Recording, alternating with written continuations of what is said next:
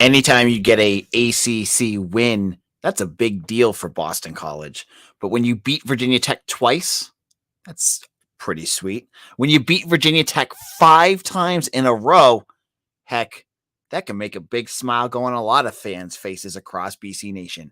We're going to look at this game and a budding star that just showed up for Boston College. We'll get into who that was on today's Locked On BC. You are Locked On Boston College, your daily podcast on the Boston College Eagles, part of the Locked On Podcast Network, your team every day.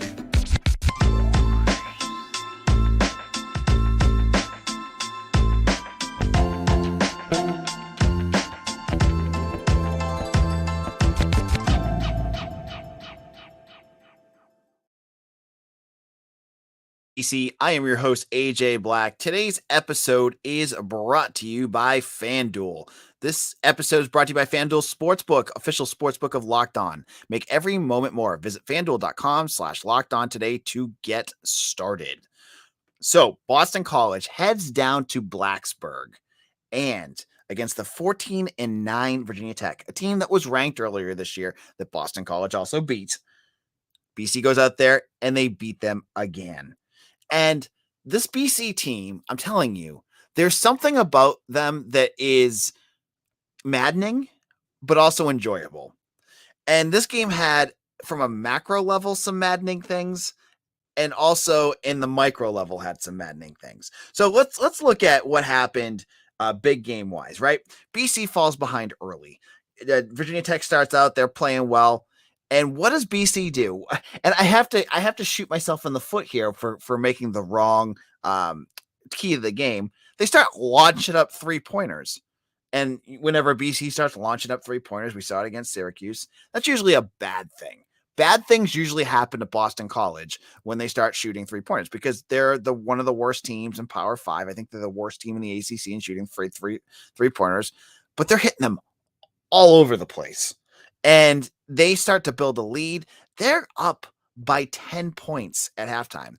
And I mean, at this point, I sound like a broken record, but who's leading this charge? It's the big man from the Netherlands, 7-footer Quinten Post, who they showed a really cool graphic about him. He is 9th in the country in 3 points made. Now, remind you, he hasn't played half the season. He would, I would imagine, almost be universally number one if he played at all in 2020, 2023 for all those early games. So he's hitting big shots. But there was another incident that happened in this game that caused another player to step in and really open up some eyes. And that was an injury to Jaeden Zackery, who hurt his leg, and he missed most of the game. I think he had 2 assists in this game, and that was about it. Now, you already were playing without DeMar Langford, who was day-to-day going into this game, and your guard your guard depth chart is down to Makai, Ashton, Langford, Mason Madsen, and Chaz Kelley. Chaz Kelley, who, not a knock on the kid, looks like he's about 16 years old, he averages, I thought I saw before the game, 2.6 points per game heading into this. He has not shot well at all from 3-point range. I think he was shooting 20% from 3-point range. The kid goes out there and has an absolute masterclass in showing what he can do. I mean, all this talk this year has been about Prince Aligbe and what we missed in Donald Hand, but everyone forgot about Chaz Kelley. This kid went out there and he had the stones to just every time Virginia Tech started to get their way back into this game, boom, Chaz Kelley 3-pointer, boom, Chaz Kelley big shot. Every time this kid hit big shots, and even down the stretch, and we'll get into this in the second half of this episode, who was it that hit the free throws that put this game on ice? Chaz Kelley. This kid earned his ability, his opportunity to play. This, Earl Grant has talked about shrinking his rotation. Chaz Kelley needs to get out there. And I'm not going to bash on Mason Madsen, but because I think it should be his minutes he's taking. But Kelley showed today what he can do. He's a future, I don't want to say star yet because this is just one game, but you saw glimpses of, I saw someone comparing Chaz Kelley to Reggie Jackson against Duke. Remember, Reggie Jackson was like, a bench player for a while. He didn't do a whole lot. He had that massive game against Duke, and then all of a sudden he was a star. I'm not going to say Chaz Kelley is that, but what we saw out of him today was a kid that looked a lot more confident than I've seen him all year and looked ready to earn minutes in Earl Grant's offense. That's exciting because you got this kid for 3 more years. Let's start getting him minutes. Let's get him out there and start to get more comfortable with this team because he is so valuable. You're losing Makai, Ashton, Langford after this season. And we don't know what's happening with DeMar Langford. He entered the NBA draft last year. Who knows if he stays, if he enters the transfer portal. Chaz Kelley has to have a big role in 2023, 2024. Get him ready now. Let him build up his confidence. Let him continue to develop in Earl Grant's scheme so that he can get out there and become that next guard that you need. I mean, BC, Makai Ashton Langford is a solid player. I love watching him play because he plays at like 90 miles an hour all the time. But I saw something out of Kelley that we don't see out of Makai all that much, which is range. I mean, Chaz Kelley had, I think, 4 or 5 3-pointers, four 3-pointers in this game. That's exciting because anytime that Earl Grant could find someone who could shoot threes, I'm assuming we thought it was going to be Donald Hand or DJ Hand. That's exciting. You need that in your offense, and that's what he did. So he played the perfect second fiddle to Quinten Post because Quinten Post, I mean, you could say whatever you want about what he did against Syracuse. And I know it was a little tough on him on the reaction. I mean, the preview for this game. And I kind of redacted what I said. I said he got exposed by Jesse Edwards. I mean, Jesse Edwards is good. We'll just leave it at that. But Quinten Post hits shots all over the place. And he did it again. Like this kid, I just got to hope that Quinten Post comes back. Now, in our second segment, we're going to look at just the whole scope of this game and how BC took over this game and almost blew it at the end in a end of a game that was just totally Boston College.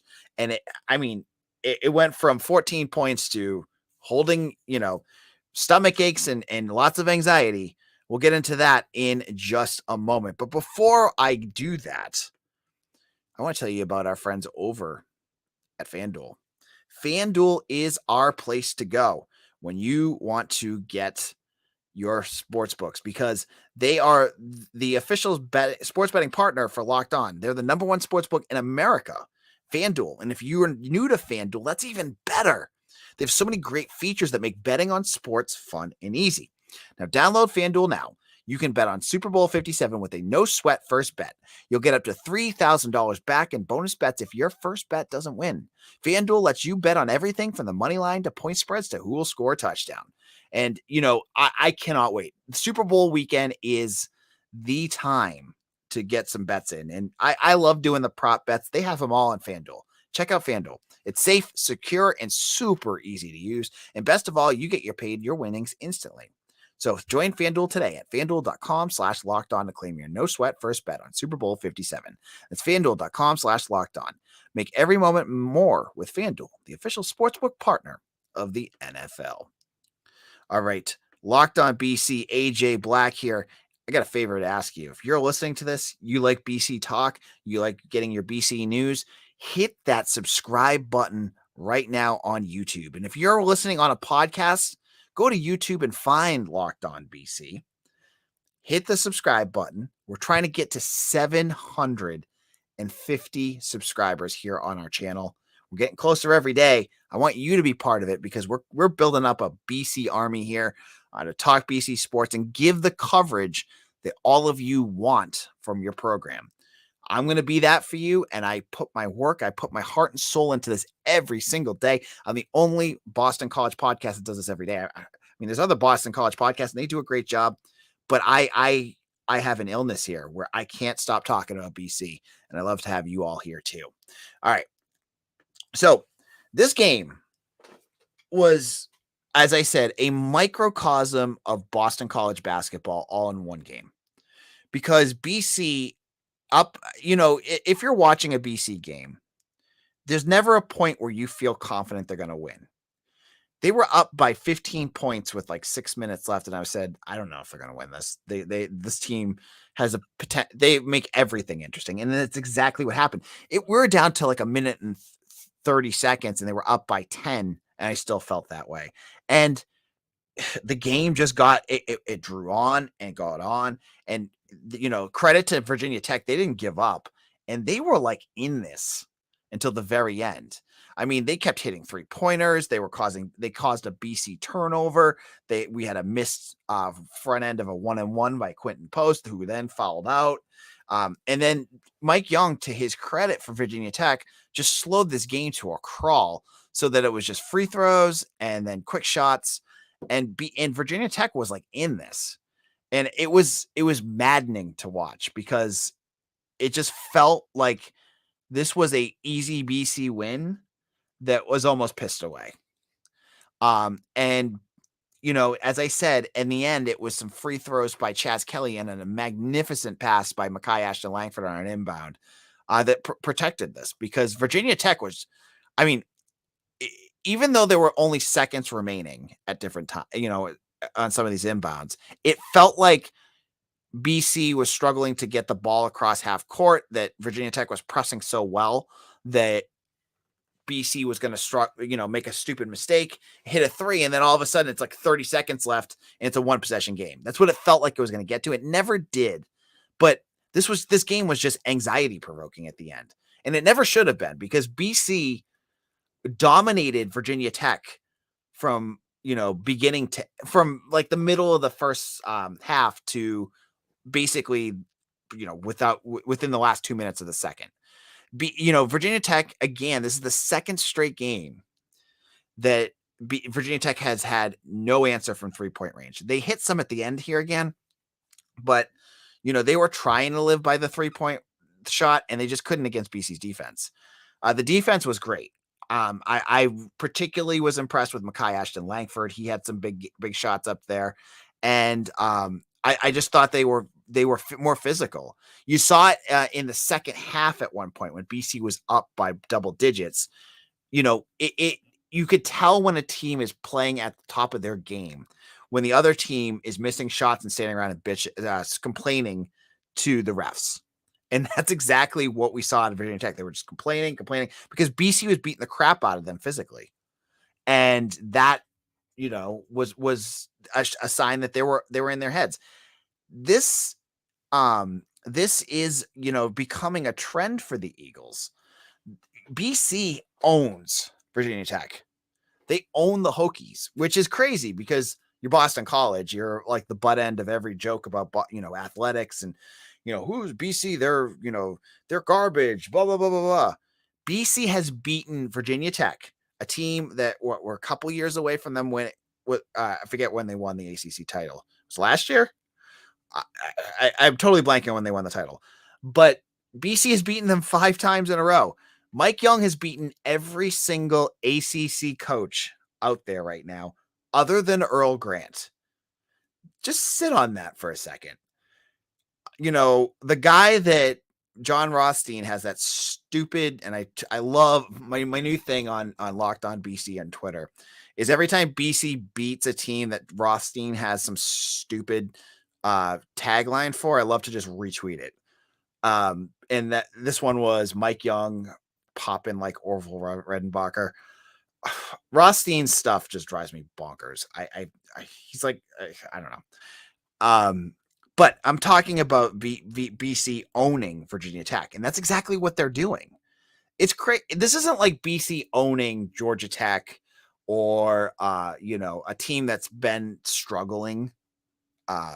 This is Virginia Tech. This is a team that was a bubble team. They were right on the bubble until this game.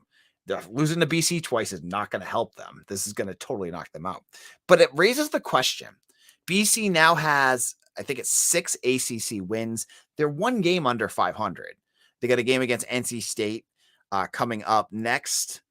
And they've got some tough schedule. They got a tough end of their season schedule. But if they can go on a run, maybe finish the season over 500 and then win a couple ACC tournament games, are they a bubble NIT team? Is that where we're at? I mean, I don't know how deep they're going to go for the NIT and where things are going to, where things are going to stack. But is this team like right on the edge of that? I mean, they're going to have to win a few big games here. A big win against NC State would be huge, or another one. But they're a borderline 500 team, and that's all you need to do to get to postseason play. And, it would have been nice if they, beat Maine, UNH, and Tarleton State, but that's not here or there. I'm talking about where they're at right now.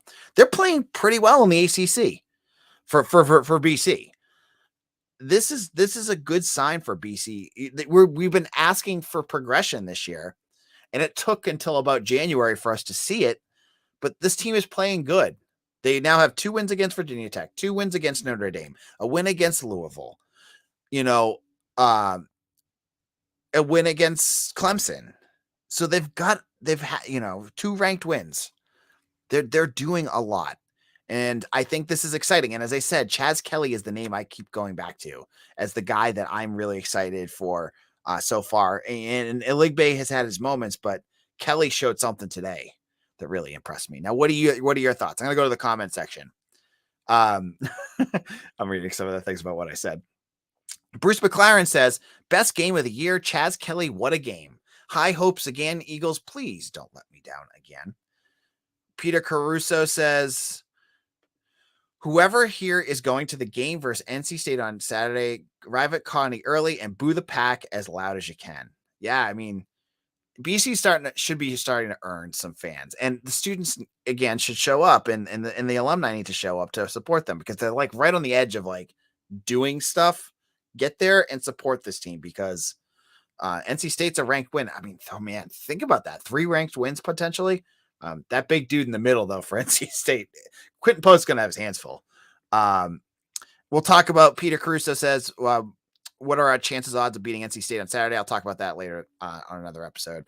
Glenn Suber says, great win for BC. Stephen Groot says, Makai, Ashton, Langford, and Chaz Kelley are our best defensive guards. They are very good. Yeah, I mean, they were ruthless. And Padula, it took him until the second half to hit a 3-point shot because they were just all over him.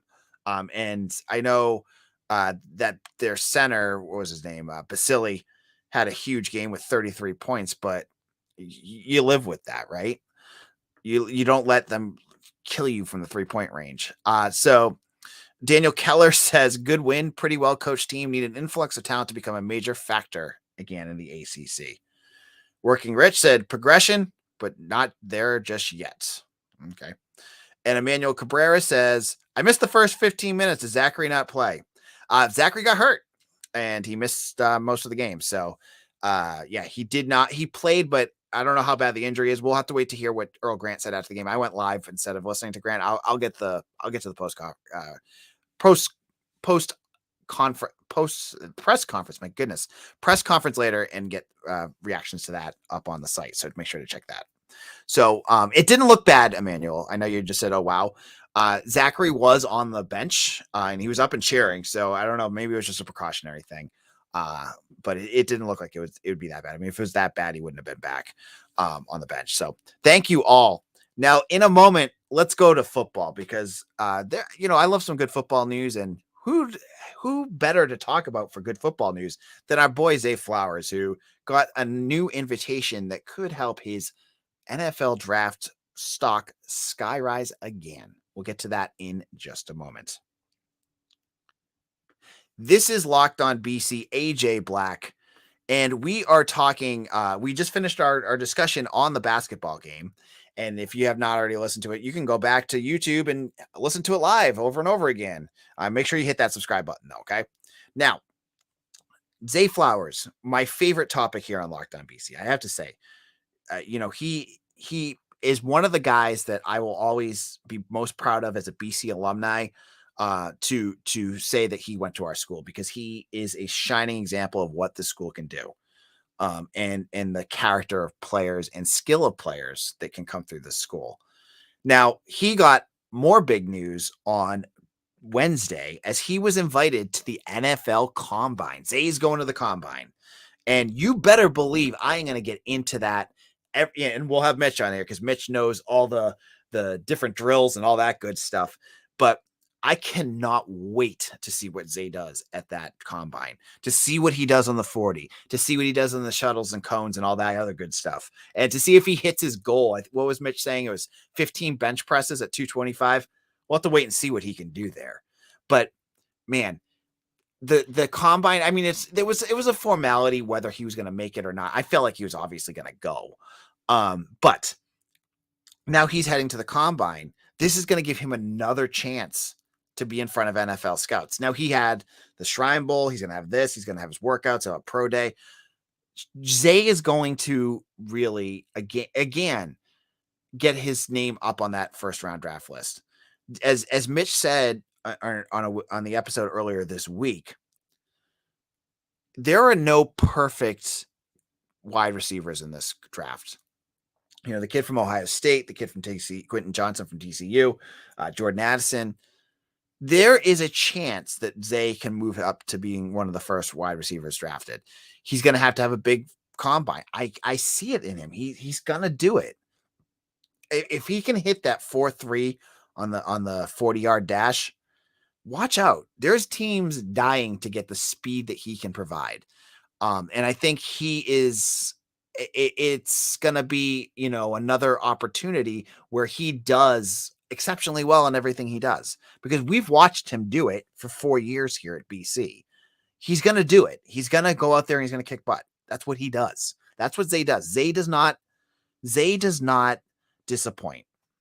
That's not what Zay can do. Don't talk about the UConn game. That's not his fault.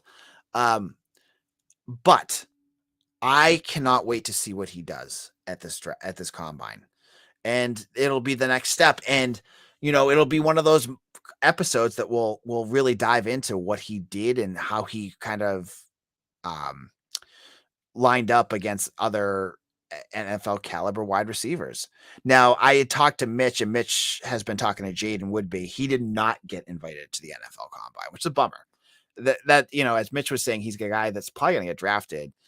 It would have been a good opportunity for him to show off. So he's going to have to wait for his pro day. They're going to have a pro day at Boston College, and that's another chance for scouts to kind of look at him. But that kind of, I honestly think from my perspective, that's going to hurt his potential draftability kind of thing. So anyways, I'm heading out because I got to go write up this win, and I'm sure you guys are all excited.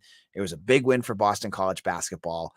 And then we have NC State coming up this weekend. And so stay tuned. We'll be back again tomorrow. Again, I end every episode with this. Will we find out if there's a new offensive coordinator? Who knows? We've been waiting almost a month now. We'll find out maybe tomorrow. I haven't heard anything new. I've been trying to reach out. I've got nowhere.